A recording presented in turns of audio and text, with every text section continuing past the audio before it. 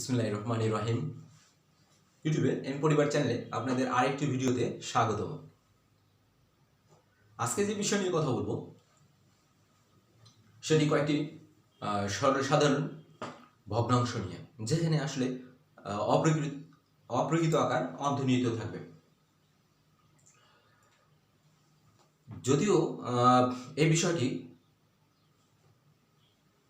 নিঃশেষে বিভাজ্য হওয়ার শর্ত নামক যে আমার একটি পর্ব হবে সেটি তো থাকবে, তারপরেও এটি আমার ভগ্নাংশ পর্ব 11তে অন্তর্ভুক্ত করব। আর এই ভগ্নাংশ পর্ব 11তে কেন অন্তর্ভুক্ত করব সেটি বলছি। আজকে এমন এক বিশেষ কথা এখানে আমি উপস্থাপন করব, যে কথাটি আমি 2014 সালে পেয়েছি।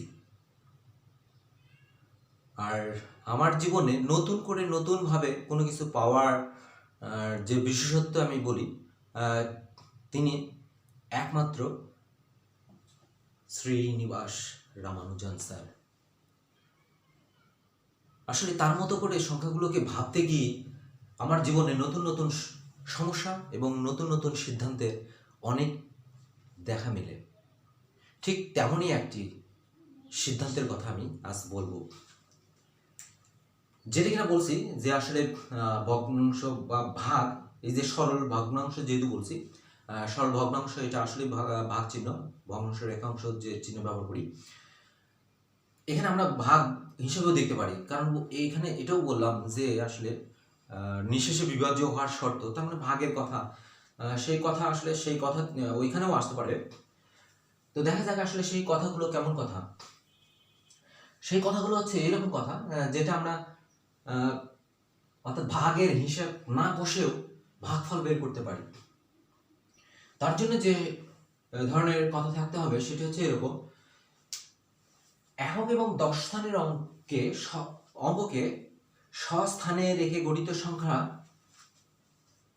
25, 50, 75 এবং 00 হইতে হবে।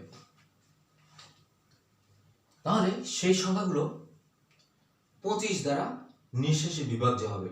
এখন এই সংখ্যাগুলোকে যদি আমরা ভগ্নাংশ সংখ্যা বা অর্থাৎ কিনা সরল সাধারণ ভগ্নাংশ সংখ্যা, যেটা কিনা অপ্রকৃত, যেহেতু 25 দিয়ে ভাগ করার কথা বলতেছি, যেমন এখানে ধরলাম যে কত বলবো 725, তার মানে এখানে 7 বসাই দিলাম। তার মানে এখানে আমার যদি এটা 25 দিয়ে ভাগ করার কথা থাকে, অনুরূপভাবে এখানে যদি বলি 1325, এখানেও 25 দিয়ে ভাগ করার কথা থাকে। এখানে যদি বলি 1700 অর্থাৎ কিনা 1775, এখানেও যদি 25 দিয়ে ভাগ করার কথা বলি, এখানে যদি বলি যে আসলে 1900 বা এর চেয়ে আরো বড় বড় সংখ্যা তৈরি করা যাবে, এদেরকে যদি আসলে 25 দিয়ে ভাগ করার কথা বলি, তাহলে আমরা ভাগের হিসাব না কষানোর পরেও এখানে আমরা সিদ্ধান্ত দিতে পারি, যদি না দেখাইতে হয়। তো সেটি কিভাবে? সেটি ঠিক এইভাবে: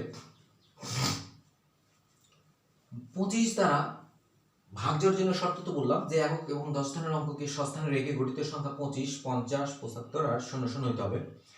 তাহলে এটা 25 দ্বারা নিঃশেষ বিভাজ্য হবে। তাহলে 25 দ্বারা নিঃশেষ বিভাজ্য শর্তের মধ্যেও পড়ে একটা। এখন বলছি এখানে আসলে ভাগের হিসাব না কষে কিভাবে সহজ করে সিদ্ধান্ত নেওয়া যায়, সেটি অবশ্য আমরা মনে মনে করতে পারি, বা ক্ষেত্র বিশেষে একটু ক্যালকুলেশন যদি করার অর্থাৎ লেখার প্রয়োজন হয় লিখতে পারি। যেমন কিনা এটার কথায় আসি, তাহলে যে সংখ্যাকে ভাগ করব সেই সংখ্যার এই ডান পাশের ওই 2 অঙ্ক বিশিষ্ট যে সংখ্যাটি, সেটা মনে মনে বন্ধ রাখবো। যেমন এখানে 25, খোলা অংশকে গুণ করতে হবে আর বদ্ধ অংশকে ভাগ করতে হবে। খোলা অংশকে গুণ করতে হবে 4 দ্বারা, খোলা অংশকে গুণ করতে হবে 4 দ্বারা আর বদ্ধ অংশকে ভাগ করতে হবে 25 দ্বারা। এই যে গুণ করে গুণফল যত, তার সঙ্গে এইখানে বদ্ধ অংশকে যে ভাগ করলাম 25 দিয়ে, ভাগ করে ভাগফল যত তত যোগ করতে হবে। তাহলে এখানে 25 দিয়ে যেহেতু ভাগ করতেছি, তাহলে এই যে 2 অঙ্ক বিশিষ্ট এই সংখ্যাটা মনে মনে বন্ধ রাখলাম। এরপরে খোলা অংশ একে 4 দ্বারা গুণ করতে হবে, তার মানে 4 সাথে 28, গুণ করে গুণফল 28 পাইছি। এরপরে যে অংশটা বন্ধ রাখছিলাম তাকে মনে মনে 25 দ্বারা ভাগ, 25 দ্বারা 25কে ভাগ করলে ভাগফল 1, এই দুটো যোগ, তাহলে 28 আর 1 যোগ করলে হয় 29। তার মানে এই 725কে যদি আমরা 25 দিয়ে ভাগ করি, ভাগফল যেটি হবে সেটি হচ্ছে 29। এবার আসি তারপরেরটা, বলছি লবের সংখ্যা এটা আরো বড় বড় সংখ্যা হতে পারে, শুধুমাত্র ভাগের শর্তে থাকতে হবে। আর এই যে ভাগের নিয়ম অনুযায়ী আমরা ভাগ করতে পারি, সংক্ষিপ্ত কথায়। যেমন এখানে 2 অঙ্ক বিশিষ্ট সংখ্যা, এটি দেখা যাচ্ছে 25, অবশ্যই ভাগ যাবে, সেই জন্য সংখ্যাগুলো তৈরি করা হয়েছে। তাহলে মনে মনে বন্ধ রাখলাম। তাহলে বাম পাশের যেটা অংশ খোলা তাকে 4 দ্বারা গুণ করতে হবে, 4 13 52। এর সঙ্গে এই যে বদ্ধ অংশকে 25 দ্বারা ভাগ করে ভাগফল 50, 25 দ্বারা ভাগ করলে ভাগফল 2 হয়, এই দুটো যোগ, তাহলে 52 সঙ্গে 2 যোগ করলে হয় যেটি, সেটি হচ্ছে 54। তার মানে 1350কে যদি 25 দিয়ে ভাগ করা হয়, ভাগফল 54 হবে।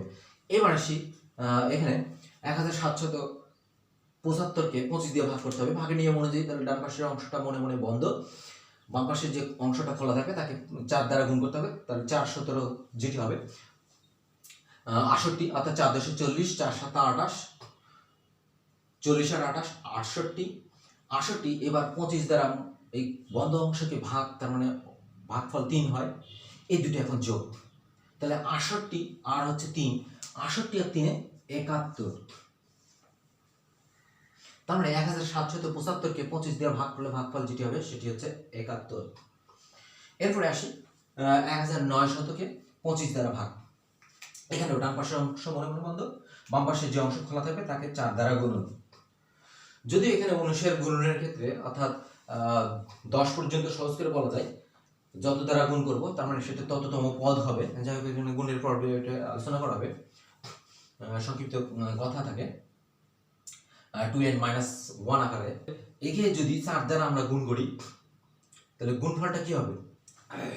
তাহলে আমরা এখানে 20 দেখতে পারি, 4 20 80, তাহলে 80 থেকে 4 বাদ 76। পক্ষান্তরে আমরা এমনি সহজ কথা যদি বলতাম যে 10 আর 9, তার মানে 4 10 40 আর 4 9 36, 40 আর 36 76। এবার যেহেতু এখানে ডান পাশের অংশ 0 0, তাহলে 25 দিয়ে 0 0 ভাগ যাচ্ছে না, অর্থাৎ ভাগফল 0। তাহলে 0টা অর্থাৎ এই ভাগফলটা এখন এর সঙ্গে যোগ, তাহলে এখানে 4 19 76 হয়েছে, তাহলে 76 এর সঙ্গে ভাগফল যেটি হয়েছে সেটি যোগ, তার মানে 0 যোগ, তার মানে 76 এর সঙ্গে 0 যোগ করলে যেটি হবে সেটি হচ্ছে 76। তাহলে দেখা যাচ্ছে এরকম বড় বড় সংখ্যার জন্য আমরা সহজ করে অর্থাৎ ভাগের হিসাব না কষেও সংক্ষেপে সিদ্ধান্ত নিতে পারি। এরপরে যে কথাটি বলবো সেটি হচ্ছে 50 দিয়ে ভাগ করার ক্ষেত্রে। 50 দিয়ে ভাগ করার ক্ষেত্রে যে শর্ত থাকতে হবে সেটি হচ্ছে এরকম, একক এবং 10 স্থানের অঙ্ককে স্বস্থানে রেখে গঠিত যে সংখ্যা সেটি যেটি হবে সেটি হচ্ছে 50 এবং ডান পাশের দুইটি অঙ্ক 0 0। তাহলে সেই কথাই যদি বলি, তাহলে এখানে এই একটা থাকে, এটাকে ইচ্ছা করলে আরো বড় করে দিতে পারি, যেমন এখানে দিলাম 21350। এরপরে যেটি থাকতে হবে বলছি, যেমন এর আগে ছিল হচ্ছে 1900, তার মানে এখানে আরো দিলাম এরকম, দুটোকে 50 দ্বারা ভাগ। কারণ শর্ত কথা বলছি যে নিঃশেষে বিভাজ্য হওয়ার যে শর্ত, অর্থাৎ কিনা আর ডান পাশের অঙ্কে 0 0, দুইটা 0 0 হতে হবে, একক এবং 10 স্থানের অঙ্ক, আর না হলে এই স্বস্থানে রেখে গঠিত সংখ্যা 50 হতে হবে। তাহলে দেখা যাচ্ছে এখানে এই সংখ্যাটা নিঃশেষে 25 দ্বারা বিভাজ্য হবে সেই শর্ত অনুযায়ী, তার মানে এই সংখ্যাটাও এখানে 50 দ্বারা নিঃশেষে বিভাজ্য হবে, এই সংখ্যাটিও 50 দ্বারা নিঃশেষে বিভাজ্য হবে। এখন তাহলে সহজ করে যদি সিদ্ধান্ত নিতে হয়, অর্থাৎ ভাগের হিসাব না কষে যদি এখানে সিদ্ধান্ত নিতে হয়, তাহলে কিভাবে নিব? 50-এর জন্য যে কাজটি করতে হবে, ভাগফল বের করার জন্য অবশ্যই 25-এর মতোই ডান পাশের অংশ অর্থাৎ একক এবং 10 স্থানের অঙ্ককে স্বস্থানে রেখে গঠিত যে সংখ্যাটি হবে সেটি মনে মনে বন্ধ, বাম পাশে যে অংশ থাকবে তাকে 50-এর জন্য 2 দ্বারা গুণ করতে হবে, 25-এর জন্য 4 দ্বারা গুণন, আর 50-এর জন্য 2 দ্বারা গুণ করতে হবে। গুণ করে যে গুণফল হবে, এই গুণফলের সঙ্গে এই ডান পাশের যে অংশটা বন্ধ রাখছিলাম তাকে 50 দিয়ে ভাগ করে ভাগফল যত, এই ভাগফল যোগ করতে হবে। তাহলে দেখা যাক 213কে যদি আমরা 2 দ্বারা গুণ করি, তাহলে যেটি হবে 426 হবে।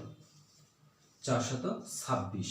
আর 50 দ্বারা 50 ভাগ করলে ভাগফল 1 হয়, তাহলে এই দুটো যেহেতু যোগ, তার মানে দেখা যাচ্ছে 427। অর্থাৎ 21350-কে যদি আমরা 50 দ্বারা ভাগ করি তাহলে যে সংখ্যাটি হবে 427। অনুরূপভাবে এখানেও যদি বলি, যেহেতু একক এবং 10 স্থানের অঙ্ককে সস্থানে রেখে গঠিত যে সংখ্যা সেটি 0 বা 00 হয়েছে, কাজেই বাম পাশের যে অংশটা তাকে 2 দ্বারা গুণ করতে হবে।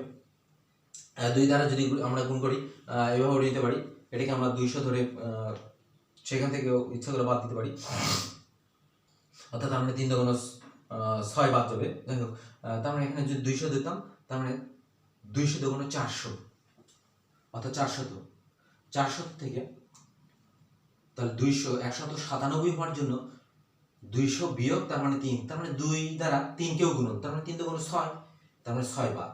তার মানে 400 থেকে, অর্থাৎ 400 থেকে যদি আমরা 6 বাদ দিই, তাহলে 400 থেকে 6 বাদ দিলে যেটি হবে সেটি হচ্ছে 394। এই যে 394, এরপরে যে অংশটা মনে মনে বন্ধ রাখার কথা বলছিলাম, তার মানে এই অংশকে এটাকে 50 দ্বারা ভাগ করে ভাগফল 0, তাহলে এই ভাগফলটা যোগ করতে হয়। তাহলে এখানে পাইছিলাম হচ্ছে 394, তাহলে 394 এর সঙ্গে যদি 0 যোগ করা হয় তাহলে দেখা যাচ্ছে 394 হয়। এভাবে আমরা আর এর চেয়ে আরো বড় বড় সংখ্যাকে 25 বা 50 দিয়ে ভাগ করতে পারি ভাগের হিসাব না কষার মাধ্যমে।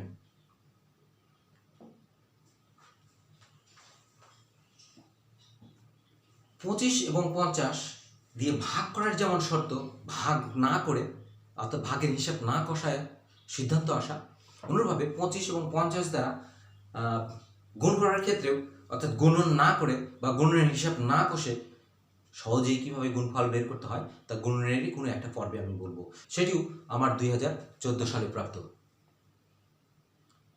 তো এই ভিডিওর শুরু থেকে শেষ পর্যন্ত যারা সঙ্গে ছিলেন তাদেরকে অসংখ্য ধন্যবাদ, সেই সঙ্গে আমার স্যালুট।